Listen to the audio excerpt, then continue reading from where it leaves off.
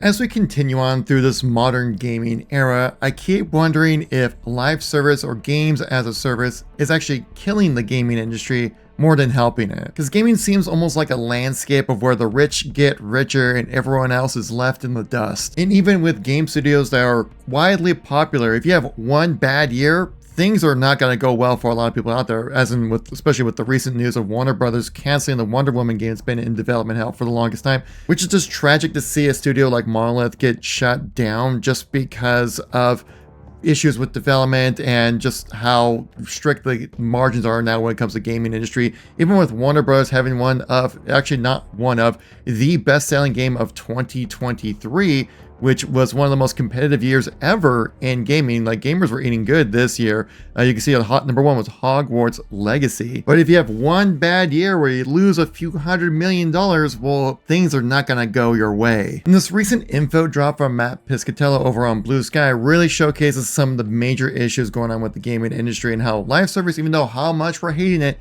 too many people are playing it right now, myself included. As stated, over 70% of US active PS5 and Xbox users played at least one of the top 10 live service games during the month of January, and more than 40% of all the time spent playing on Xbox and PlayStation in the United States during January was spent on the top 10 live service games. And I would say this rather checks out, sadly, because when you look at Xbox's most played games, this is the best metric that we have for most played games on the console, right? Look at this. You have Fortnite, Call of Duty, Roblox, Rainbow Six Siege, all live service games. You have the NBA 2K series, which can essentially be a live service game for how the yearly updates go. Marvel Rivals, live service. Minecraft, live service. We have Avowed, which is not a live service, but actually started out as a live service game back when it was first in development. Now we have Grand Theft Auto, live service game now. Madden might as well be considered live service. Apex Legends, live service. College Football 25, Rocket League, another live service game. We have Grand Theft Auto Online, live service.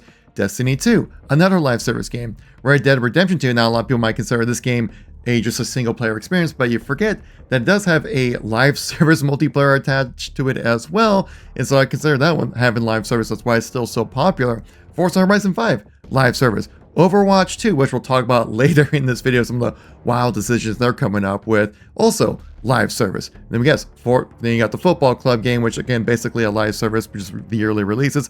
PUBG, live service. Fallout, live service.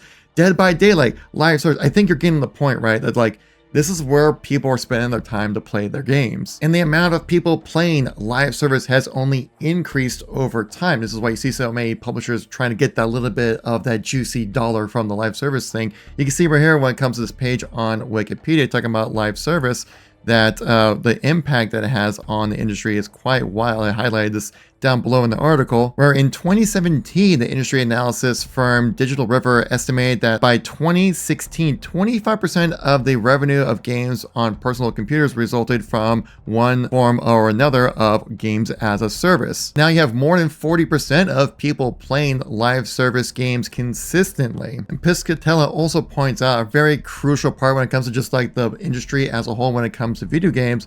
That's saying that total US video game market spending peaked in 2021, although the market has stayed close since then. Where total player hours peaked during that time of 2021, the pace of game releases hasn't slowed down at all. And mobile games being the biggest and fastest growing content segment in the United States in 2024. So to visualize what this discrepancy Piscatella is talking about, let's go ahead and utilize some high-tech graph technology to really showcase it in MS Paint. We're basically stating that we saw this kind of growth kind of trajectory when it comes to video games, right? And we saw right about here, we'll say it's 2021, and right about here is 2024. But here's the trajectory of game releases, basically kind of doing this right here, where you're seeing this discrepancy of amount of games still releasing because publishers banked on the population to continue with this trajectory, kind of like maybe more like this. But then we're not seeing that right now because 2021 was when the pandemic was at its peak. And so then like you would see people staying indoors more often. And then once the restrictions were lifted and things were safer to go outside, you'd see people spending less time on games. But then all these publishers out there saw, well, we'll see a little bit of a decrease, obviously, but there'll be more people playing, right? Because we got them in our ecosystem. That just didn't end up being the case, and that's why we're seeing so many issues when it comes to layoffs continually to happen. Game studios continually being shut down. Even if you're a high-quality game studio and you have a high-quality product, you can still get shut down. I mean, just look at the situation with Marvel Rivals. They actually had to lay off people from their Seattle branch, even though Marvel Rivals is a clear example of success in video games, and yet developers are still being laid off. Like, what's going on? So what we're seeing right now is a massive consolidation of the player base and people available to play games. And when 40% of them are spending their time in live service, it makes it very difficult to bring out new games or try out new ideas. Essentially, the rich are getting richer, like I said earlier, and other games that could be just as good as the current live service games doesn't bring people over, and they get left in the dust. This is why we've seen such a focus on things like remakes, reboots, and even forced live services. Like taking the DC license here with Rocksteady, who made those amazing Batman games, and making them go into a live service model, which doesn't really suit the gameplay mechanics that the studio have built over for years. Something similar that we saw with Dragon Age: The Veilguard. If you guys don't know, initially it actually was supposed to be a live service game, then switched back in 2021 to a regular style RPG game, but you can see how they really tried to get out of that live service thing, but also starting there made it really difficult to make a solid game, leading the CEO of EA to get the completely wrong interpretation of why Dragon Age failed, saying that the reason why it didn't work out is because it didn't have shared world features to create deeper engagement with it. It's like, no, it's because you made a game that was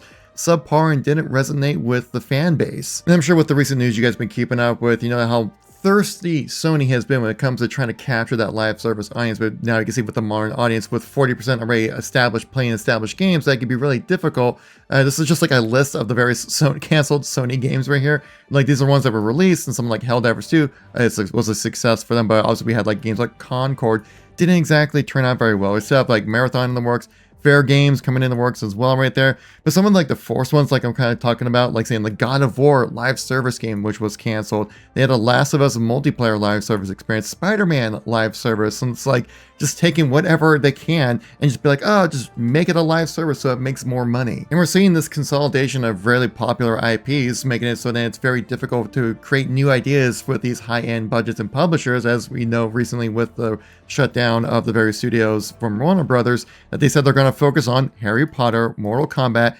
DC, and Game of Thrones. It's like, well, like, yeah, we got that, and those are great games and stuff like that. Well, some of them, but it's like we want to try new things out, right? But with ballooning budgets and schedules when it comes to development, it makes it even riskier and riskier to make a good game. And there was a very interesting statistic that was brought up last year that I think really showcases like where people are spending their time playing their games. It was showcased here that last year in an annual games industry report highlighted the growing influence of a group of fewer older games having time over the consumer's annual playtime. So according to the data, that just 66 titles accounted for 80% of the playtime in 2023, and 60% was spent in games that are 6 years old or older, meaning that people are not really jumping around to other types of games out there because they are heavily invested with their established live service games. And a huge thing that's keeping all these players together and consolidated is, one, I say their time investment when it comes to the skill of learning a new game. It can be just rather intimidating to be kind of bad at a game to learn something new, but also I think more importantly is the money investment, especially if you're looking at a game like Call of Duty or Fortnite that's been running for years and years now at this point, and you've invested maybe even hundreds of dollars at this point over years buying skins and different bits of customization. Because like, what's a 20 bucks here or there, you know, once a year or something like that. But over the course of say like 5+ years, you've invested hundreds of dollars. You don't want to just get up and leave that behind for whatever new game is out, especially if a lot of your friends are playing and these games are free to play. And we're talking 2023. That was one of like the greatest game release years ever in gaming history. So to see that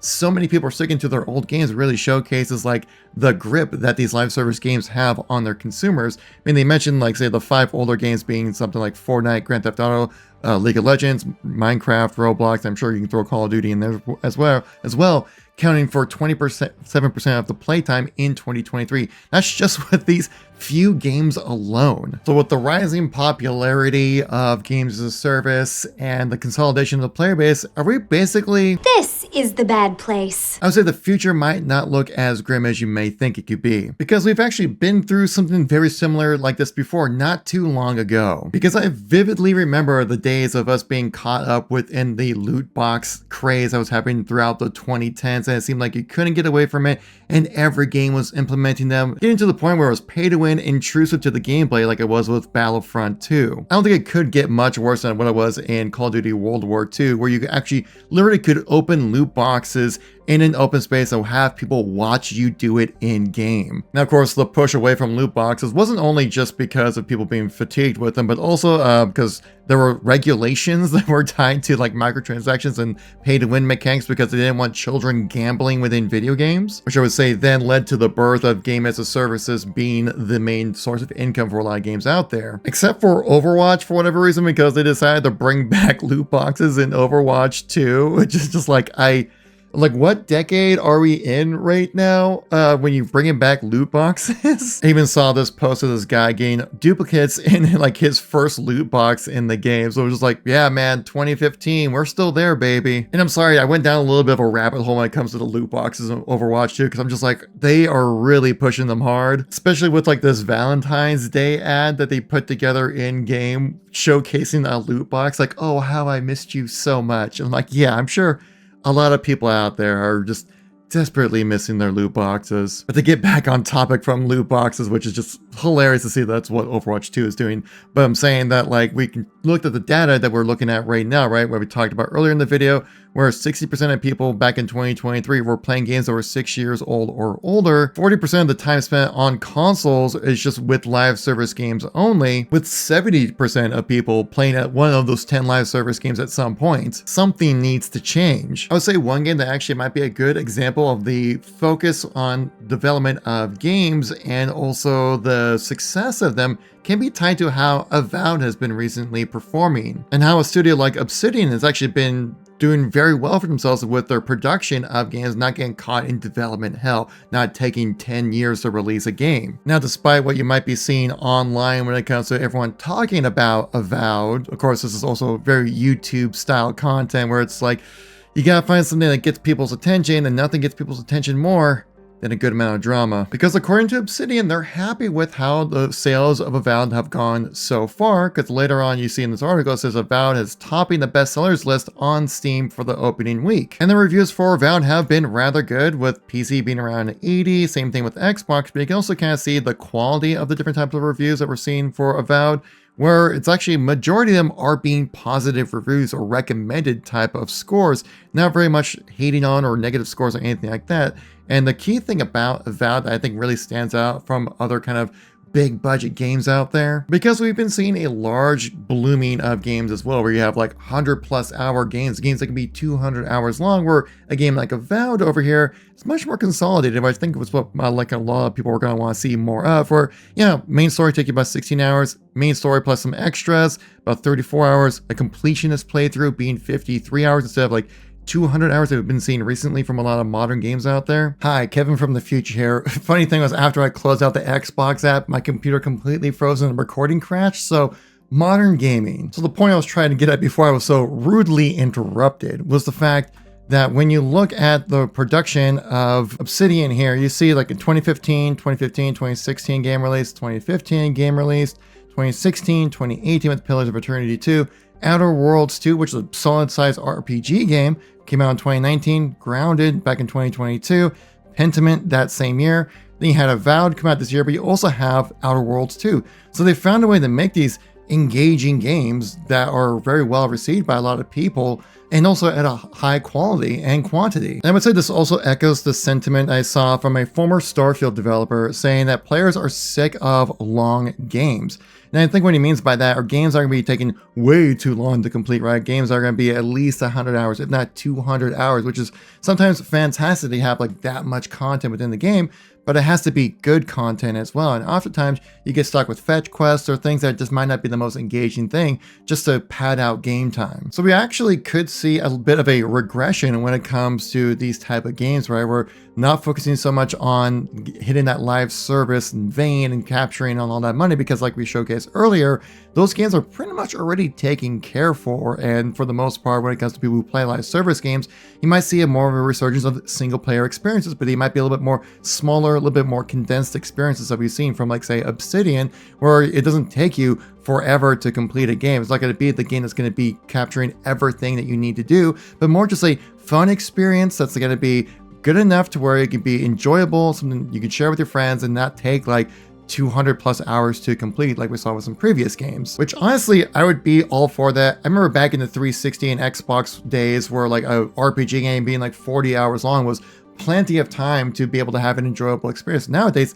that's almost standard, if not underwhelming, when it comes to the amount of hours needed for an RPG type of game. At least that's my hope when it comes to the future of gaming, right? If we move away from games as a service focus so much, but also focus more on games that are just gonna be high quality games that won't be taking up your entire life to complete. So do you think that games will actually get better or will get worse, or they'll find a new way to try to make a sustainable industry? If you made it this far in the video, I hope I earned your like, maybe even a subscribe. And if you want to know who the real ones are that made it to the end of the video, leave a green heart in the comments. I know the people out there will like your comment for sure. Thank you all for watching. Greatly appreciate it. Missed any content from recently? Check out these videos right here.